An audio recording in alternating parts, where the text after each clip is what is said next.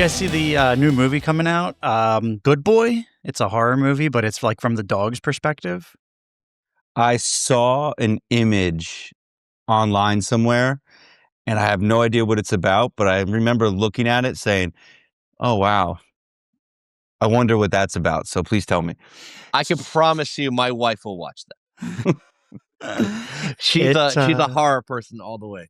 Okay. I was just talking about horror movies. The other one the one that I really want to see that's out right now is called Weapons. I haven't seen it yet, and it looks scary.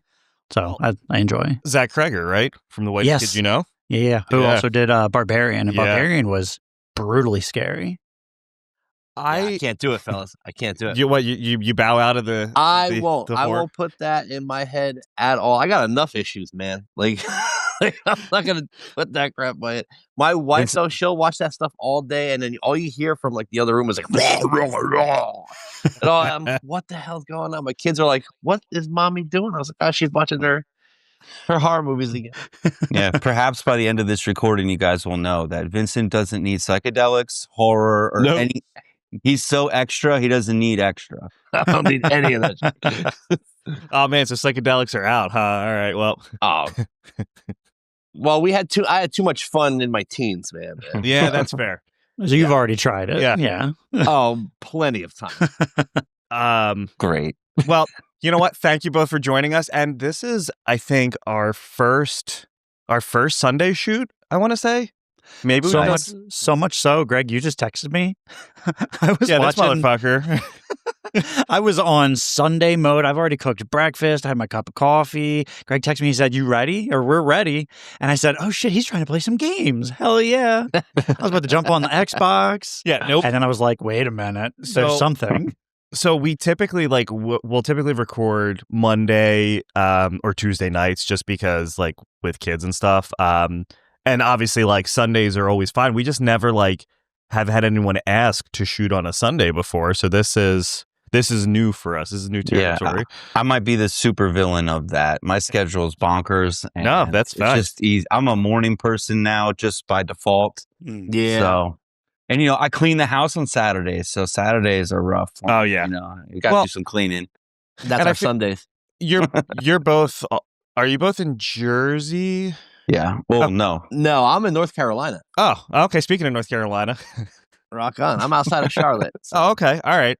So, but Kevin, you're in Jersey. Mm-hmm. All right. So, but we're all on the East Coast, right? And like, I think that's what always screws us up is like, especially like dealing with like people on the West Coast. I always have to really reiterate like 7 p.m. Eastern time because I don't, it's what, 4 or 3 hours behind over there. Yeah. So like, or it gets really difficult when you start doing the overseas and then their time zones are really wacky. Hours. The most recent thing wasn't for a podcast. It was for a video game, and it updates at a certain time, and it lets you know, hey, there's going to be they phase this boss out and they add in a new boss. But they said they did it. What was the most recent one? On August 21st. But that's like. They said August 21st at some time. CST? No, JPT, Japanese. Basically Japan. Yeah.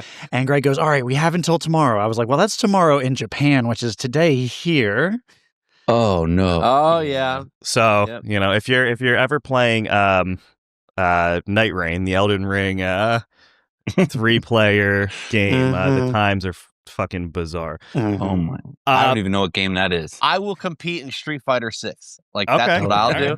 So, like I deal with the Japanese players all the time and their schedules. So well, welcome, and I think Socratic is like the last 20th that we had, like 20th show reunion that we had, our 20th album that we had scheduled for this podcast. Like we went through this like line, and I've been, Kevin, I feel like we've been working at this for a while to get you guys on and line up all of our schedules. But yeah, it was, we went through this period of just like, I don't know if 2005 or 2004, 2005 was just a year of all the fire albums coming out.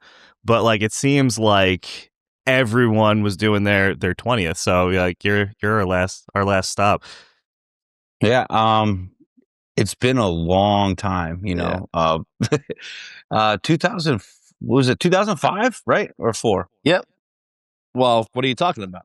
Okay, so when- because like the record goes in cycles. Like you sometimes record it like the year prior, and then you wrote it 3 years before that. So by the time the 20th reunion comes around, you've been playing, singing, writing, and making love with these songs for like 25 years, and it's like, Yeah, what that year? album had many iterations Yeah, for sure. yeah. It was a straight pop punk album first, and then Vincent came along. So it had many phases. Yeah.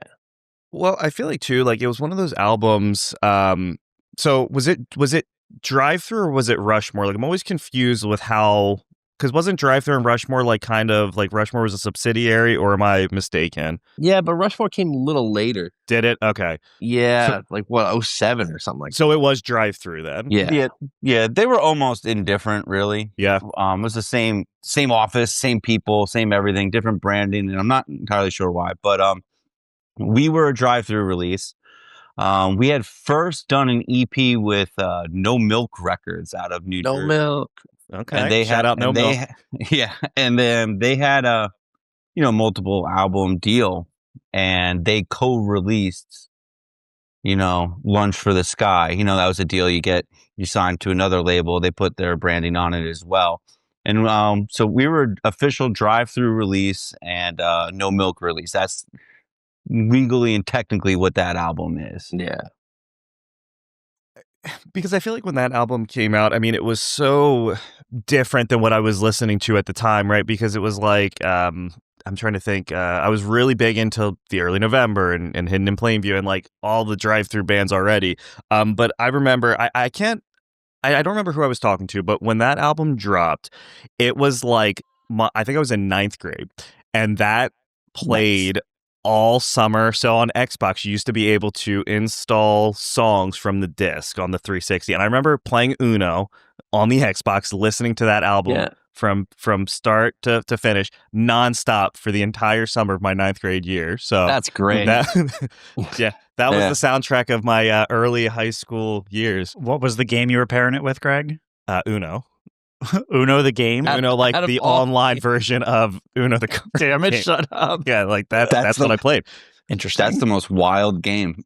Yeah, right. I could probably keep up with that one. I could probably keep up. Everyone knows how to play Uno. Sure. But I remember too, a buddy of mine texted me and he's like, "Hey, you got to tell the guys when they come on." So I can't remember who you were with. So you came through in Delaware to the Harmony Grange, right? And this was a long time ago. Maybe it was this band called Park. I don't know if that rings any bells, or I can't remember who the openers were. But that was the first show that I ever went to that I danced with strangers. So, there's another. So, round of applause. Thanks for that as well. Because normally I'm the dude folding my arms in the back, just bobbing my head. Yeah, that's me. Yeah, right. I have to imagine that Greg hasn't done that even since. I haven't done it since. So that was the first first and only time I've ever done. What a euphoric moment we provided. Yeah, you did that. Excellent. But it was funny. We had the guys from Houston Calls on, and they were saying like when they were coming up, like you guys were coming up around the same time, and they but. So what is it like now 25 years later, like coming back to this album and getting to play it all in its entirety? Like, I guess walk me through that process of what that looks like. Like, do you remember those songs, or do you have to relearn everything? And what is that? I can speak for myself. To me, it feels like going back home, muscle memory wise, because I still write music all the time. I have a project coming out soon called Fugitive Radio, and I don't play like that. Like at all. Like, so that was like,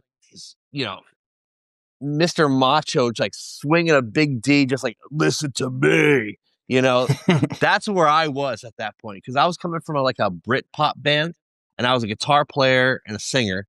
And when Dwayne asked me to join, I knew, I was like, all right, I got to take a back seat here. But I'm definitely going to contribute songwriting, because I'm not going to not write songs, because that's stupid.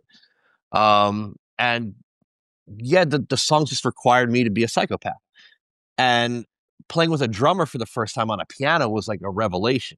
So with Tom just allowing everything to breathe, I had so much room to do everything. So to answer your question, it just felt like going back home, but then at the same time, I'm fighting like my 19, 20-year-old self. It's like, why these finger positionings make no sense.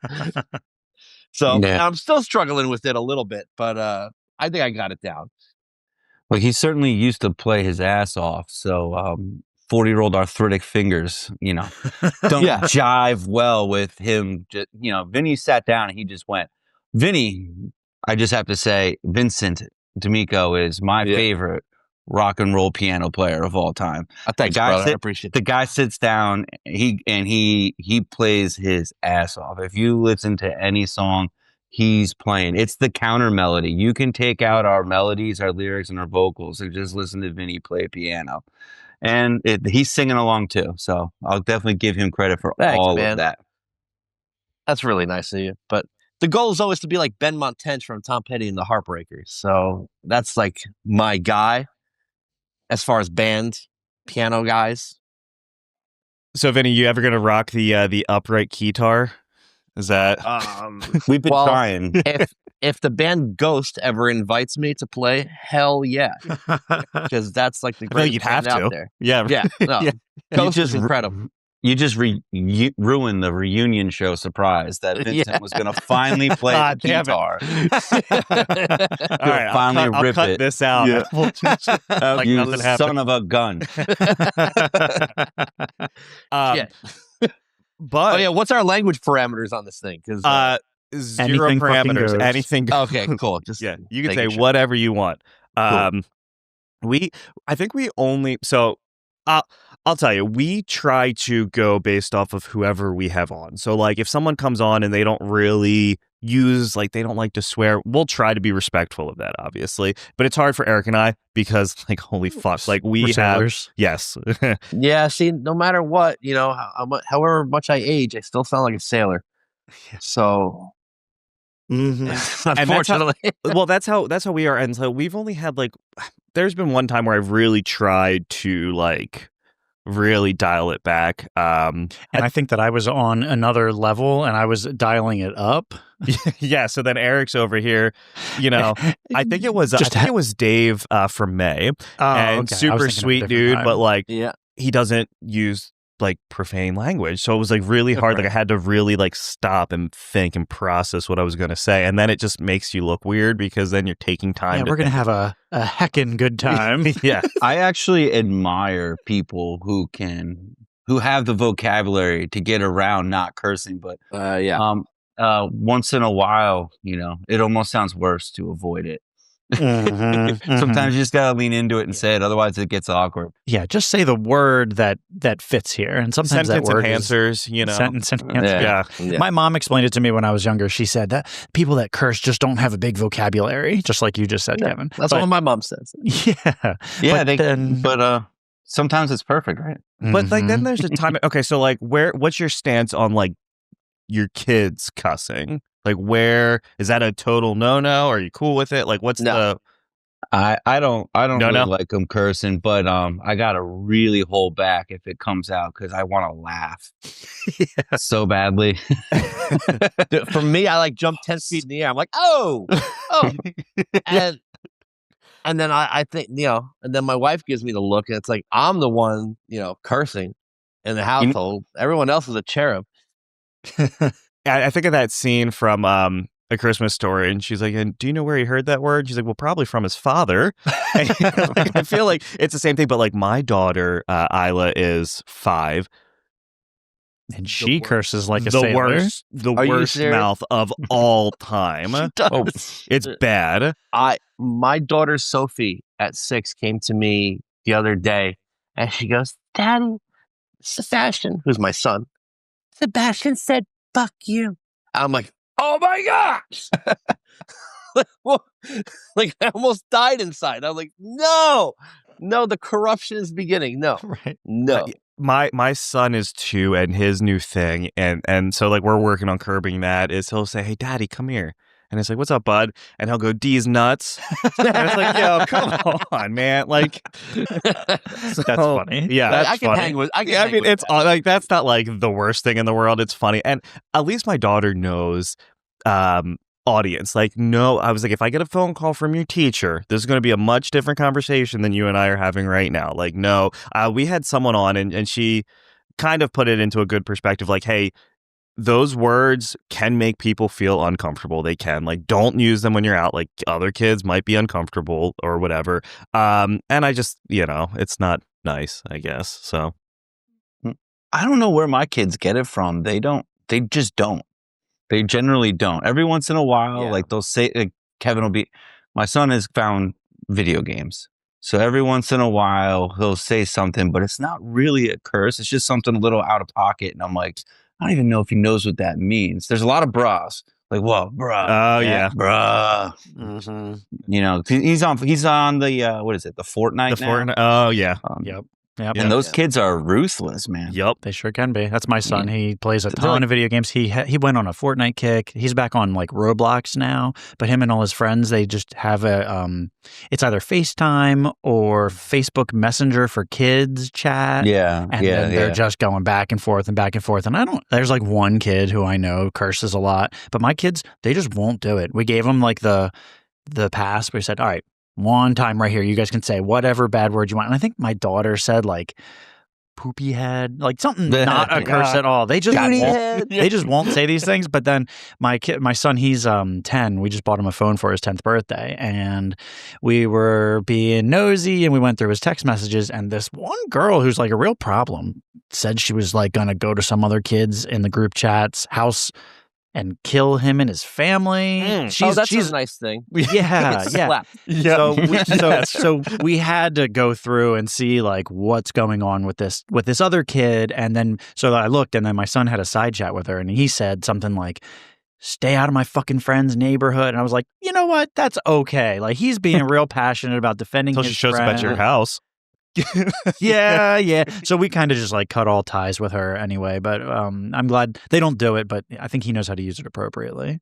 What a dumb girl. Yeah, that's a really good way to like get kicked out of school. Yeah, but not have no friends. That's kind of a fascinating mindset, because like when we were, or at least when I was younger, like I was playing Xbox Online, and I was super young, and you're playing with grown adults. Mm-hmm. And the vulgarity and like the slurs and the shit that you hear online is just mind blowing. Yeah, it's crazy, man. Right? So like, how? At what point, like, do you say, okay, you can go play online? Like that's cool, but like you're gonna hear some stuff, or is that like, nope, you got to be like 18 before I want you doing that? No, I'm a psycho. No. Yeah. The answer is just no. It's the same thing with phones. No, you don't need it. I don't care. Like, today's world is lame. You're not joining the lame world. I'm sorry. Like, be in the real, live in the now. I don't need this shit. We were having that conversation too about like sleepovers, because Isla's like getting to that point where she wants to go like sleep over other people's homes. And it's like, you're 5, like I don't feel comfortable leaving you, over people's homes. But like when we were younger, we were definitely sleeping wherever. But like, yeah, but you're a dude. Like, that's also true. That is also very true. Like, yeah. My daughter's over at her friend's house right now. She's 9, but it's her best friend, and we're really great friends with their family. And it's the one girl's it's her best friend's birthday. So she was like, for my birthday, I want Salem to come over and sleep over tonight. Yeah, I think every child's situation, whatever, is different. It's like, if you're comfortable, then you're comfortable. If you're not, then you're not. Our kids haven't really had any sleepovers other than like grandparents and stuff like that, but they haven't asked. So I'm not going there. I mean, sure. And my daughter, who's 7, one of the girls asked, and my wife's like, how do you think? I just looked at her. I was like, she's never going to sleep over anyone's house ever. Forever. Period. Like, why are you even looking at me, bro?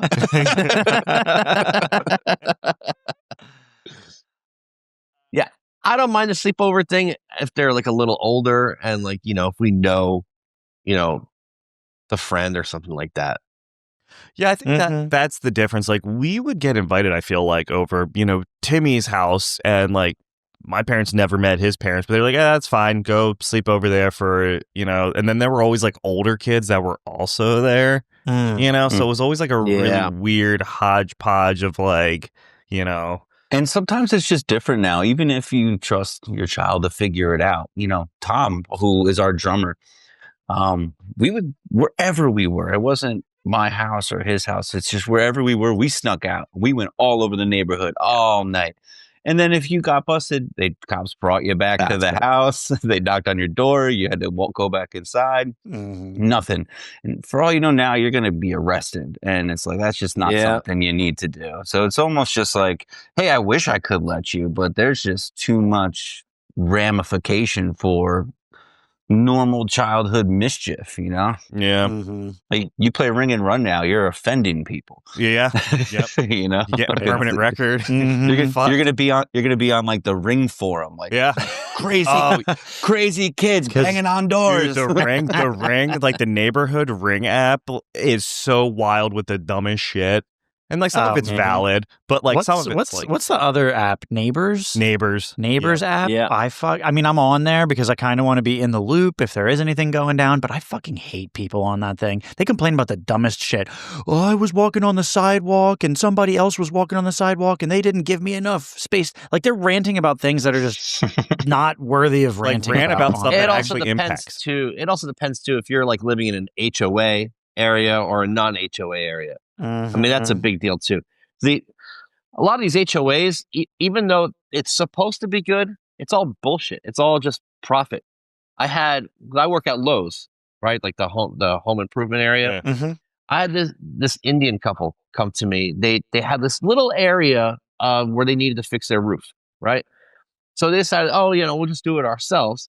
And the color was off by a smidge from their main roof. The HOA had the nerve to charge these people $5,000 because the color was off. See, now that's that criminal shit where whoever's running that needs to just die. Yeah. Because that's just awful. Yeah. HOAs. That's awful. You're killing families that way. Like, it's like most of like, I know I don't have like, here's $5,000 just to like, that's ridiculous. And like our HOA is real selective, which I also can't stand. If you're going to do something, right, and you're going to be an HOA, then make sure that it's an objective. This is how we're going to run the neighborhood. Not, this fence is black. They're all supposed to be white, but we'll let this one go. But this fence is slightly too high. Yeah, all that stuff's goofy. It's goofy stuff. Yep. Makes no sense to me. There's this, I don't know if you've ever seen the guy, I don't know if it's TikTok or whatever, but like he like does HOA stories from his neighborhood that actually happened to him. Like horror stories from the HOA. Yeah, and it's just like him going up to the door like, hey, I saw you have 8 packages on your porch. You're only allowed to have 6 at a time. That's going to be a $200 fine. But like there are HOAs like that. Sure. We got a slap on our wrist one time. We moved in and our house looked like shit. The guy didn't keep it up and we started to do some let's paint the shutters and the front door. And well, guess what? We painted them a different color and we didn't get authorized to do so. So they didn't fine us or anything, but they were like, hey, shame on you for it looks nice, but you didn't run that past us first. I was like, what the fuck is that? Like a power trip? Like we made it look better, not worse. It is a power trip and it's a cash grab at the end of the day. And somebody's got to check these people at some point because a lot of it is BS. I mean, some of it's good, but a lot of it's BS. I mean, if you pay good money for your house and you own it, sorry, guy, I own it. Like, who are you to tell me what's what? Now, I understand if you're going to put something psychotic outside. Sure. Right. I'm not even going to mention. But that's a different thing. Like we have to get HOA approval if we want to change the flowers in our beds. And they have to approve the flowers going in. And so it's like, all right, well then I'll just leave the shitty bushes that they put in when I moved in then because I'm just not, I'm not fighting. If a flower can grow a middle finger, Yep. I would plant that. There's the guy. What is it? If you can't have your like trash cans showing from the street, he's like, you trash cans? You mean the thing that every single person has? That who doesn't have trash? You have to put like a privacy fence up if you don't want to have it like stored in your garage. So he put up a little privacy fence to block the trash cans, but then he painted the privacy fence to look like 2 trash cans. So if you pass by, just a painting of 2 trash cans. But Good guess on what? him. He's got the fence. Good on him. Well, you know what? All this HOA talk, makes me want to talk about the 20th show that you guys had. Speaking of HOAs, Say this total dad's podcast right now. God damn HOA. That's how we always end up. It's always just like one. Where did rant we go? to the next. And I'm like, oh wait, but there's more. Not rock and roll, guys. Yeah. All right. So 20th anniversary, Lunch for the Sky. So the whole album, right? Oh yeah. That's the plan, playing the whole album, start to finish. And we were talking about this, trying to find a date all summer. And then finally, this date was available. And was it Vinny or Dwayne or Lou someone said, that's the day it actually came out. So September 6th, 2005 is the day it actually came out. So it's exactly 20 years from the first day it was available to purchase. Love that. So we changed everything about our plan just to do that because it just seemed too perfect. Right. Yeah. It's divinity we had at that point. We had to find the right room because some of them we thought were way too small. Some of them were too big. And, it's just sold out. So maybe we undershot it a little bit, but I'd rather it be packed and full of energy, Yeah. So, What's the capacity on the?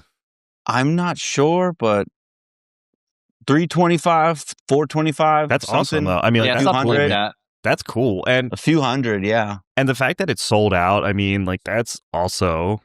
I mean, the capacity was so big that they couldn't let Beyonce or Taylor in there, so they had to find the perfect artist to play that day. That's right. So, we swooped in. Now, is it when you do an album, like the whole thing, do you just start to finish and then sprinkle in other songs, or do you sprinkle in songs while you're playing? Or I don't want to unveil any secrets. No, I don't think it's revealing. I think we're going to play it. I'll just say this. We're going to play the whole album start to finish and then the hits. Encore. Yeah. Now, are you a big fan of, one more song, or do you just like, hey guys, this is what we're playing, right? We're going to do it anyway. So, Yeah, right. Like, make us feel good, but we're going to do it. Yeah, sure. I'm just excited. Unless they start saying like, get off with it. Get off. Babysitter's charging us double. You're Get too it fat, over with. Get off the stage. But well, I feel like too though, like what's really cool about shows like this, everyone there is there essentially like to see, like they all know the album. Like when you go to a concert and you see an opener that's awesome, like that's sweet, but I wasn't necessarily like there for them, you know what I mean? Like I was there for this, but like people coming back 20 years later for this is that's cool. Yeah, that for us amazing. is going to be surreal. It's going to be surreal. And thank you everybody who even is coming to the show. I mean, holy smoke. I really wanted to do this podcast to sell those last few tickets, the last 100 or so tickets. And then, so now that's why we have room for HOA and everything else. That's right. Yeah, right. You're amazing. Thank you. Now, But, so are you like, I'm sure now it's hard to like do shows like this. You're all in different, areas or whatever. So is this kind of like it, or are you going to do a 30th?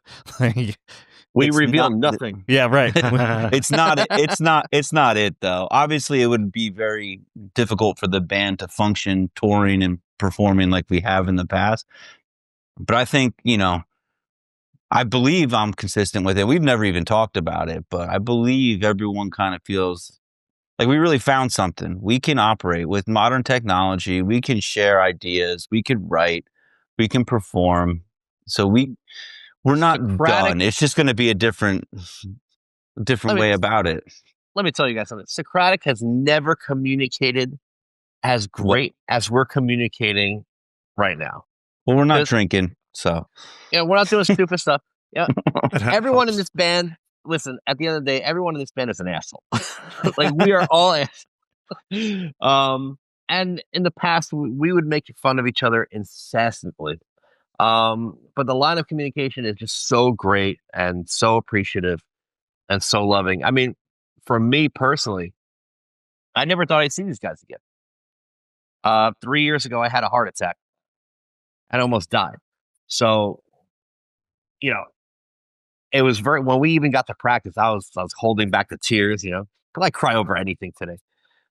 And it was just so great. And when we finally hit the first note, it was like, back home. Like, this is where I belong. Yeah, it felt good. It felt good. You asked about, was it hard to get back to it? And, the first song was a little rough as far as the way it sounded, because I haven't been in a room with these guys for so long. But, like, in less than 10 minutes, it was easy. You're maybe a little rusty, but, like, the songs were there. It was not hard. If we play as well as we rehearsed, then it's going to be a good show. Yeah.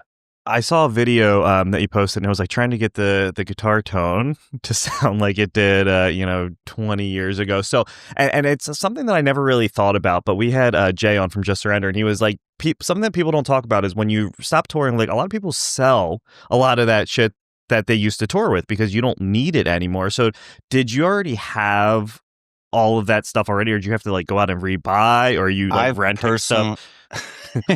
I personally have sold an extraordinary amount of gear. I mean, after the band, I was producing, co-writing, songwriting. I owned a studio, but as far as just specifically Socratic equipment, I've sold almost like $20,000 worth of gear. And then when we decided to come back, I had 3 guitars that were unplayable, so I had to fix them up, buy everything down to cables and picks. The only guitar I was really playing was, like, I have like a mini Martin acoustic, and I was playing that. My daughter, I played some piano with her, but, like, I wasn't playing, I wasn't playing guitar solos. I I was probably the furthest from performance ready. Me too. I mean, all my guitars before I moved to North, like, when Socratic, we had our divorce. I got rid of all my guitars, like the hollow body that, if you see pictures of Dwayne playing, that was my guitar. My American Strat, that was my guitar. I got rid of those. I mean, I had the keyboard. I mean, that thing, Kevin's dad helped me fix that thing to the point where, like, I knew the ins and outs. So every show, I'm like ordering keys from Yamaha. They're shipping them out on the road. I'm fixing them up. I got rid of that thing. But yeah, it was all gone at that point. I got to a point where I didn't play anything for like 2 years. Yeah, you get kind of turned off by it. You're a little a little bitter, and you need that spark to pull you back to where you were. Well, I was a lost pup. Like, after we stopped playing, I tried to do a solo thing. And then one night I'm playing, and playing these songs that, like, mean so much to me. They sound so personal, and nobody's, like, paying attention. Not one. They're just chit-chatting with their friends, drinking, whatever. I'm like, what the fuck am I doing? I unplugged everything, and next thing you know, I'm in North Carolina. It's like, well, I had to escape, and I was just, like, so in a weird spot for like 2 years. But that seems to be, like, a super common thing for musicians after they go through that divorce or breakup. Like, they are, like, not, like, they're lost. They don't know what the fuck to do. I don't like music anymore. Like, I'm just over it. I want to take a step back until you get that spark back. And then it's like, oh, cool. Like, and we never had, like, a big breakup or like fight or anything like that.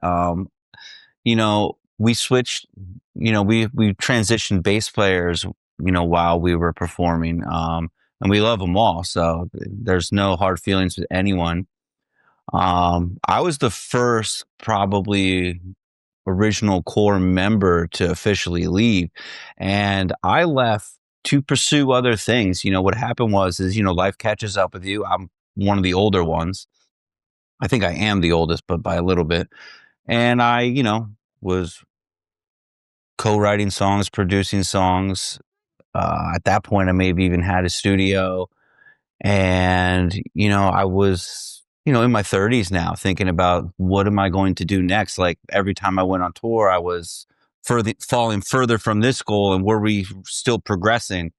And these guys were still progressing. It's like the time and effort it would take for me to keep up with these fellas rather than hold them back. I need to step back. And that was hard because I think me, Tom, and then Dwayne, we were the original guys. So like I left as like a core like unit member. They've had great guitarists fill in and write some stuff after me. And there's just another reiteration of the group. There's a self-titled record that I love, and I'm only on a portion of it. I'm not on the whole thing. And it's one of my favorite Socratic records, If I can add to what Kevin's talking about, I remember that period very well. The second that Kevin left, I knew it was over. But I knew, I was working at Wells Fargo at the time as a banker, and those hours were brutal for me. I had to wake up at 5, get out at 5, take a nap, go to the studio at 10, record what would be our self-titled record. I was shot, but I was going to see it through. And I was pretty bitchy at that time because I knew he left. I knew it was over. We're done touring. We're going to make the best album possible. And then what? And it was a weird period. I missed Kevin so much during that period. Yeah. He's like our default leader. Like, I don't think a lot of people don't understand it. Like, Kevin to me is like John Lennon of the Beatles in the early Beatle days. Like, he's the de facto leader, and then all of a sudden Dwayne smokes a magical jazz cigarette and he becomes this lyrical savant. Yeah. Yeah.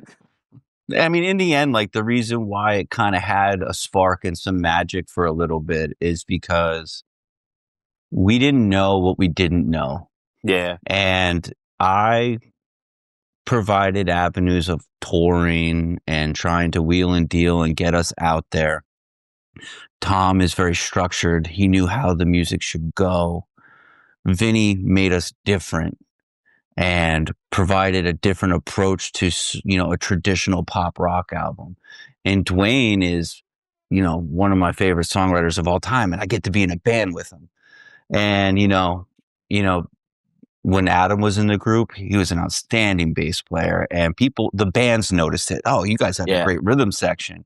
Yeah. And then when Lou came into the group, we finally became a real band. He held us accountable. He's like, you guys write these great songs and you go on stage and you sound like shit. Like, totally true. let's get this together. And like Lou started to hold everyone accountable for their live performances and like their effort as far as promoting ourselves and everything like that. And it really provided in a very short period of time something really cool, something really magical. And for reasons of life, things change. People need to get certain jobs. Now you're working around that. And then, there's the unspoken, like now you're resenting because this person can't practice every day because he has to go work, or this person has to do this. And unless you hit that fame where the band is 100% sustaining, not only for itself, like when you're 20, all it has to do is pay for the gas to the show. But when you're 30, like you need to pay your rent, your mortgage, or whatever you're doing. So you need to sustain a different level. And I was the first to flame out, and it was one of the hardest things I've ever done. But as much as I needed to do it for myself, the only way that they could progress was for me to leave as well. And it didn't quite work out. But what did work out is they were recording at the studio I owned. And, the guitar and vocals that I did provide, plus the other musicians, plus the group,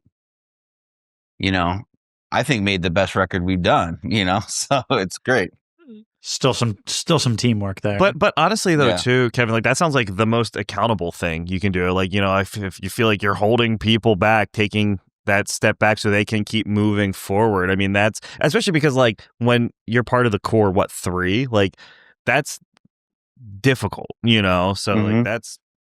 But you know how instrumental Kevin was? Like, we had this song called Sister or Sista, however you want to say it. And he came, we were having trouble with it because it was just so many convoluted parts and it's just a batshit crazy song. Kevin came in one day. We had to chart it out like on a whiteboard. Like, okay, I think Lou charted it out first. he did, but then you kind of came in there and finalized it. You're like, no, this is how it's got to be. This is this. Then we'll go in this section, go to that section, and call it a day. Bam. And the song's like a 5-minute. And then I left. And then you dipped out. Like I literally walked out of the room. And I don't know if I did another practice, but then I didn't hear the song until they completed it, and I was like, "Oh, look, that's how we did it." But Kevin was great with that stuff. My son has really been into music recently, which is awesome. But Lunch for the Sky is like that's his that specific song is his shit right now. Mm-hmm. So I have to ask, the lyrics to that song, was that like a joint effort? Like who? The lyrics are so good. Like who? I got you.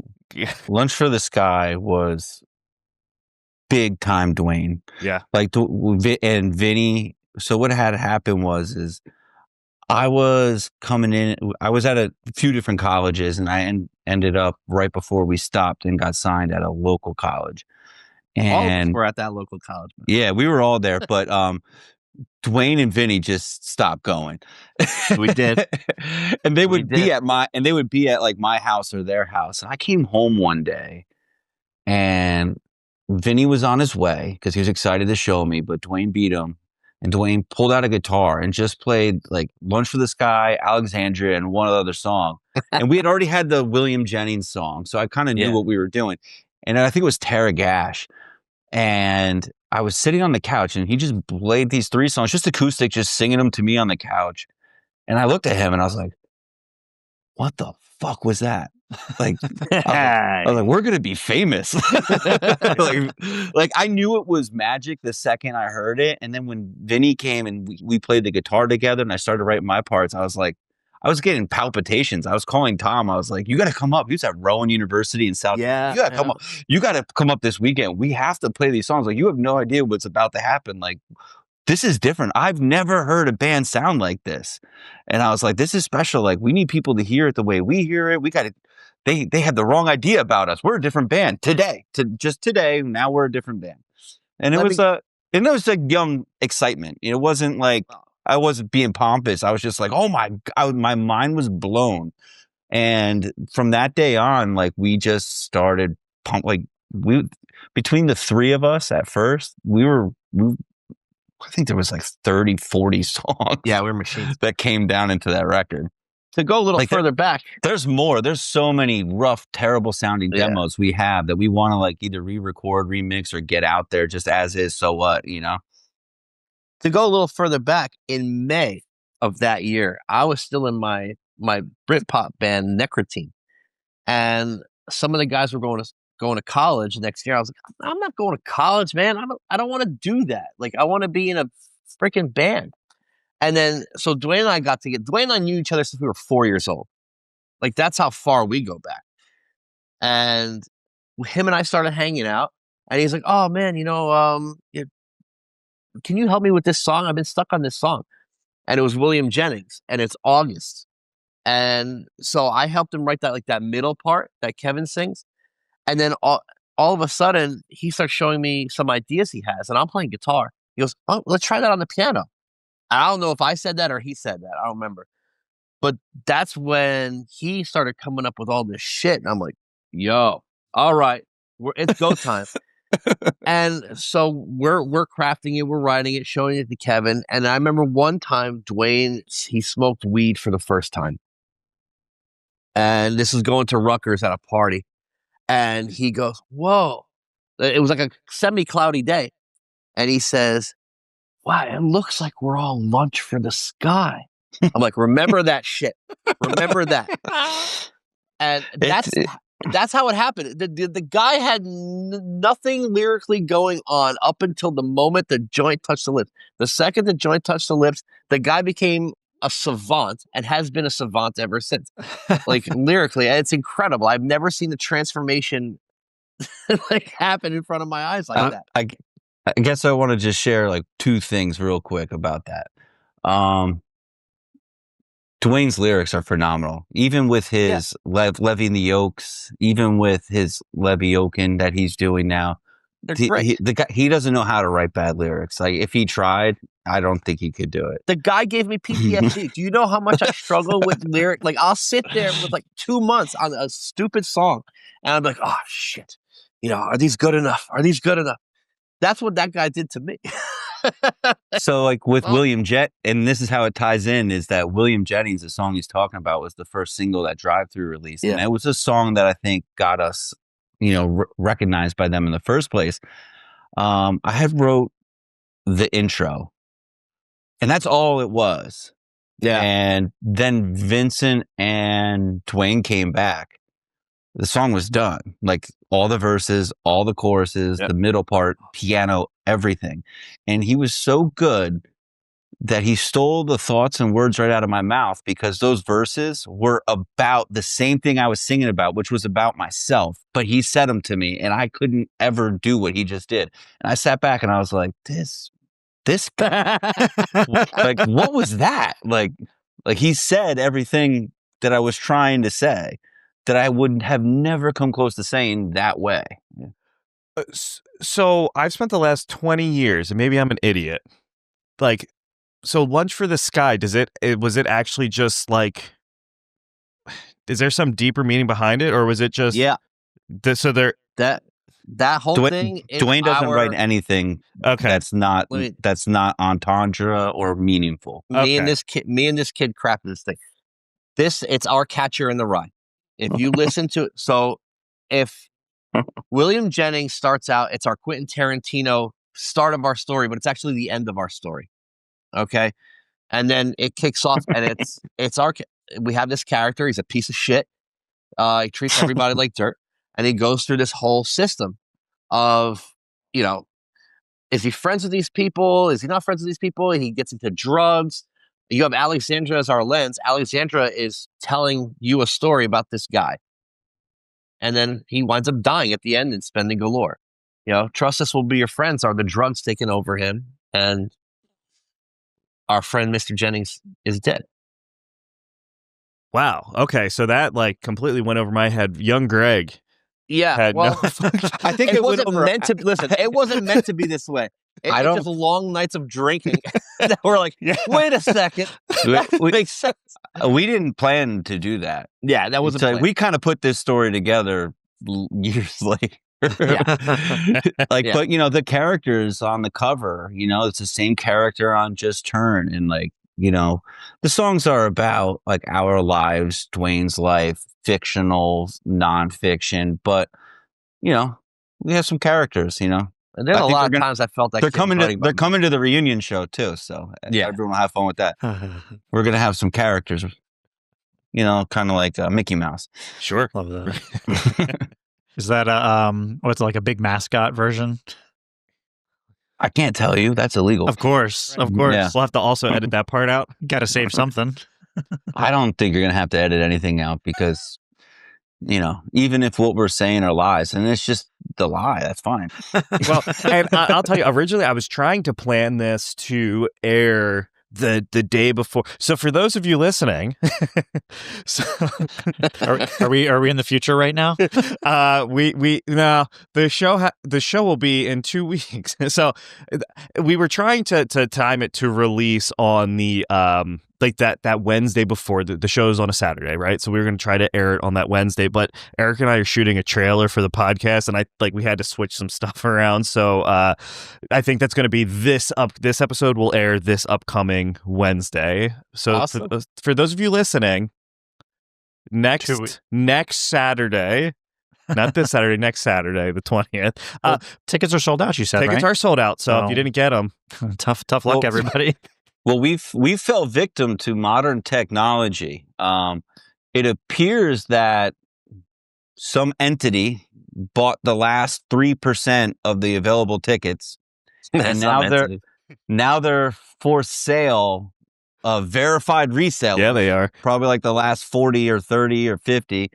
verified reseller, StubHub, SeatGeek, but we're lucky enough that they get to be double face value. So it's a real rough spot. And come see Socratic for $1,000. Right. And just know that we have nothing to do with that. Well, and We're a victim of our own success. It's sad that you even have to say that. We went to a my kids are into Danny Go, so we went to a Danny Go show, and the tickets sold out fast. But they were like, "Look, we are selling our tickets from $30 to $75. Like that's our cost that we give the venues. Anything over that, you're getting it from someone who's reselling. I don't like have control. We don't have control over." Those resell, like what they're charging is what they're charging. That's not us doing that. But I think sometimes people see that and they're like, man, fuck that artist. But it's like, it's not necessarily, some tickets are ass high. But I don't think people understand that sometimes people scoop tickets up and then resell them. That's an industry. And Danny Go and Socratic and everyone else who's ever been in this situation, they don't make any more money at the inflated price. They'll be paid according to their deal with that production or promoter or whoever you want to say. So we set our ticket price. The pre-sale was like, I think like $20 or $21, and the fees made it like $27. Day of is like $25. And once it's on Ticketmaster, they have like the Ticketmaster fee. So I think it was $27. And now my friends are they're screenshotting me. They're like $53 a ticket, and they're not letting you buy one. You got to buy two. Now it's like $100. And every day it's different. These algorithms change to try and get to push sales. Hopefully they just sell so we could just be past it. The only problem I'm getting now is that my phone is blowing up of people I know, like friends. Oh my God, I didn't get tickets. And now I'm up to like 24. I'm like, well, then who bought the tickets? Like, how many people are coming? Yeah, because I mean, somebody had to. Like, I know someone, and that's his business. He buys tickets to resell them. But normally it's like the Taylor Swifts, the Beyond, those real, I'm making thousands and thousands of dollars. So like, it was someone who knows who Socratic is, clearly, that went in and scooped them all and said, hey, these tickets are going to sell. And those 20th shows, though, like those reunion shows are hot. Like, because it makes us all feel, because we're all old as fuck now, so being able to get a little bit of that nostalgic, like feel good, those core memories that we had, like that's awesome. But that's crazy to me though that they're bundling. You have to buy two, especially because it's all standing room, right? Yeah, like, I believe sucks. So. So like what happens is that we get alerts every day. Lou was getting them, and it says, this many tickets available, or this many sold, this many left, this many sold, this many left. I think we had like 44 left. So I had actually, said to my mother who's coming to the show, and hey, if you know anyone who wants to go, but they're dragging their feet, like we're actually gonna sell out. And we didn't know if we were. We were hoping we were, but we didn't know. So she called me like an hour later, like, we can't get them. So sometime between 44 and an hour later, they were all gone. And then 4 or 5 hours later, they were back on for double face value. And I was like, oh, someone, an entity, a person, or somebody scooped them all at once and has put them back out there. Well, the good thing is, if people do want those super expensive tickets, you can probably split it 4 ways with Klarna. Afterpay, PayPal. My favorite story about that is when Greg went to go order DoorDash Taco Bell, right? Yep. Was it? You can Klarna. You can pay for your Taco Bell in installments. I'm still paying it off, baby. Yeah, like four easy payments. That burrito is long gone, but the payments are still there. I didn't realize you could do that. You can Klarna on DoorDash now, and I do it. No, but like, here's why I do Greg, it. it's not okay. No. You have an APR on like a burrito. Okay, but like, if you stop paying it, what are they going to do? They can't repo they can't take it. the bean burrito back. They can't. Hey, you send it back. They won't want it. Buy You your send house it back. They're going to take me to collections over a $20. Yeah, like what are they going to say? Like, sorry, we're not going to give you a loan for this vehicle because you still owe on that like Mexican pizza. Your credit is fucked because you haven't paid back door. But any order over $35, you can use Klarna or Afterpay or PayPal. You know who's really good? Speaking of music companies, Zounds, Z Zounds. I think they're based out of Jersey. I think they're also like part of them and American Musical Supply share a warehouse. They let you pay it all over 12 payments, which is super awesome because that doesn't hit quite as hard and it just kicks the can down the road forever. For a burrito. For a burrito. For expensive stuff. But I'm doing that with my dog. I'm paying off my dog. In installments. Not kidding. These French bulldogs are expensive. Oh, yeah. Oh, yeah. Yep. I know. And they're terrible. I don't even like them. Is that Bruno? Yeah, Bruno. Yeah. He snores like a dinosaur. I call him a Brunoceros. Yeah, we still got to make an Instagram for Missy. She's a terror. Good luck at the show. I'm getting my phone and emails blowing up of people just like super bummed out because I don't know. It's a few hundred tickets. We were not thinking this was going to happen whatsoever. Like we had some success, but I didn't think we were sell out a legitimate venue. Down the road. Crazy. Well, that feels nice. That's a lot better than overshooting it and having only half the tickets sell. Yeah, and we found a good room for us. A lot of them were like 2,000 people. We're like, well, let's not do that. Yeah. And some of them are like 100, 150. You're like, well, we want more production and, we might leave some people out. So we wanted something around like 500, 400, something in that range, 600 tops. But like even that, it's like, well, what if we sell 400? It's like we're going to have like a third of the room still not full. So we picked something that we thought was a legitimate goal that we could reach. And we found a nice spot for us. And so it's like right on the outskirts of New York. Is that? It's in Asbury Park, so it's a beach town, big music scene. They do a bunch of festivals there. So. I've heard that the boardwalk's right there too. Yeah, it's really beautiful. The location, Stone Pony. The Stone Pony. That's what I was gonna. Yeah. Okay. All right. And actually, that's the box office where I was telling people to go. If you're in the area, go there because then you don't have the Ticketmaster fees because they have the Ticketmaster box office there. Do you not have to pay the fees if you go in person to the actual box office? Is it cheaper? It is cheaper. You don't have to pay the additional like online fees. They do be tacking those online fees. The convenience. Criminal. We my wife went and saw My Chem in Philly last weekend, and good God, those tickets were fucking criminally high. And then like the resale level was even more ridiculous. And then like the night after, we had tickets to go see Linkin Park, and I was like, I can't afford to do two concerts back to back. Like the food and the drinks alone there, good God. So we had to sell them. But those convenience charges, they fucking get you. Yeah, so people, I think Ticketmaster says $21, and then after fees it's $27.